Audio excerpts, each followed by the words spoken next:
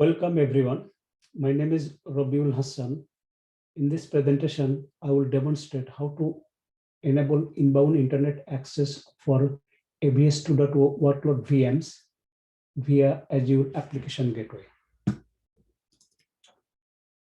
There are a couple of options that we can use to enable inbound internet access for workload VMs.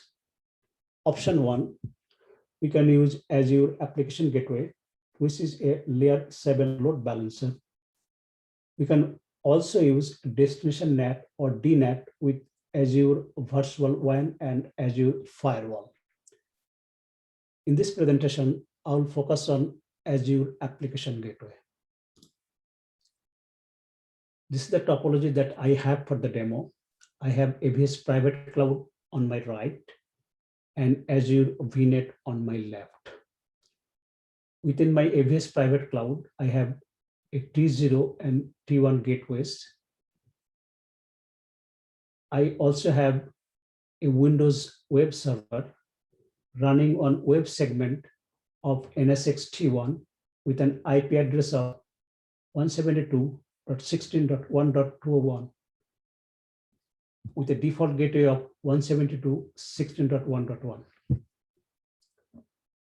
Within my VNet, I have an address space of 172.18.0.0/16. I have few subnets that I defined over here.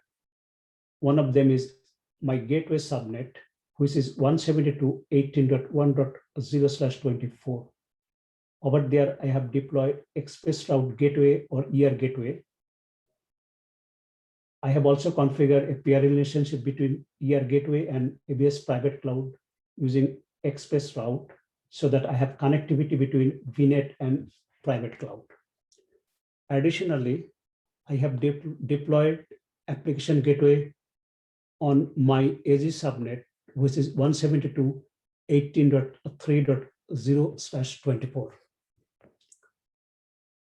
For the Application Gateway frontend, I am using a public IP, which is 40.83.138.244.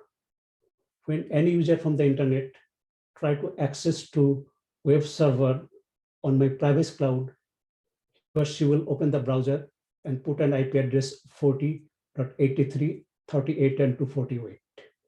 It will hit the Application Gateway, and Application Gateway will forward that request to the web server, and web server will respond back to the Application Gateway, and the Application Gateway will return back to the user. So this is how I will have communication between user and web server. So with that, let me show the demo.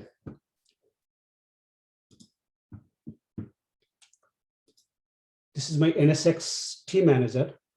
So over here I have it, you can see like tier 1 gateway and tier 0 gateway.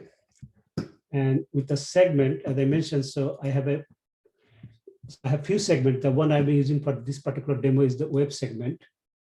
And if I go to my vCenter, Private Cloud vCenter, so I have few VMs over here, but the one that I'm using for this particular demo is IIS-web-server. If I go to the console, I can see that, let me check the IP address. So if I do the IP config, so I can see that my IP address is 172.16.1.201 and default gateway of 172.16.1.1. And it is an isolated environment, so I don't have access beyond my my private cloud and VNet. So if I try to ping like one of the IP address on the internet, I cannot. But web server is running over here. I can verify that one. If I go to my browser and I put my IP address over here, I can select 172. So I can see that Windows web server is running over here. So now that this is the setup for my private cloud. And now let me go to the Azure portal. So this is the Azure portal. So over there, I want to go to the Azure VMware Solution or AVS. If I go over there, so the one that I'm using for this demo is this one, avs-nsx-tech-marketing-01. If I go to the segment, just to verify that I'm using the right one, you can see that when I have the web segment, and so it means I'm on the right one. Now, let me go to the virtual networks or VNet. The VNet that I'm using for this particular demo is this particular one.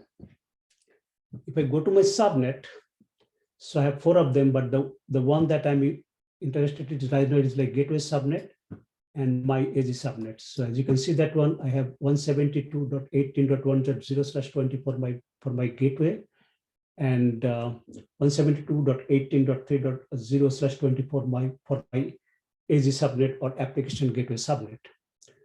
Now go to the connected devices. So a lot of them, but the one that is interested for this particular demo is virtual network gateway and application gateway.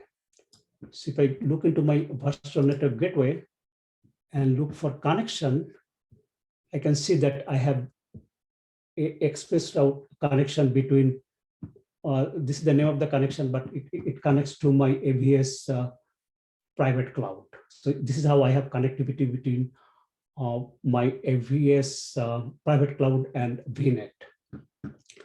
Now let me go back, and if I go to my application gateway, this is the application gateway that I have deployed. And so if I look for the configuration, you can see that one, it is a standard V2 and auto scaling, but for this particular demo, auto scaling is not important.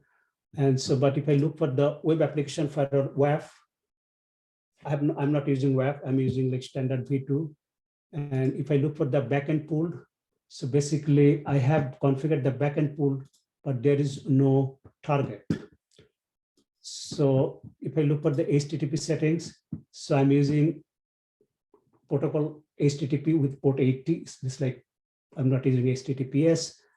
If I look for my front end IP configuration, so my front end IP is, you can see that one is basically a 40.83.138.48. So if I copy that one and open my browser and put that one, you can say that one bad gateway. It means this is the reason, because I have not configured the backend. So now what I will do, I'll go back to my now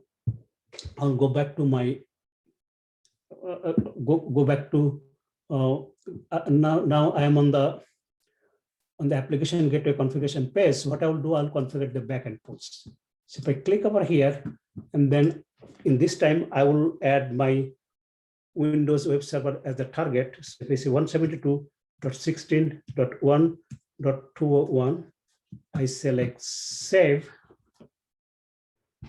So it will take, sometimes it can take a few minutes, typically 1 or 2 minutes. Once that is done, then I should be able to access my Windows web server running on my private cloud from the internet. So let us wait a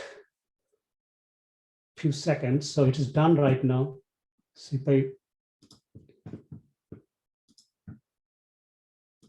if I do the refresh, so now let me go back to my browser and say refresh. So you can see that one, I can reach to the web server which is running on AVS private cloud. So if I go back to my PowerPoint presentation one more time, so you can see that one. So I'm this particular user. I'm trying to access my that web server running on the AVS private cloud. So what I'm doing, like I open my browser, put IP address 40.83.138.248. That goes to the application gateway. Application gateway forwards my request to the web server. Web server respond back to the application gateway, and then application gateway basically finally send back to me.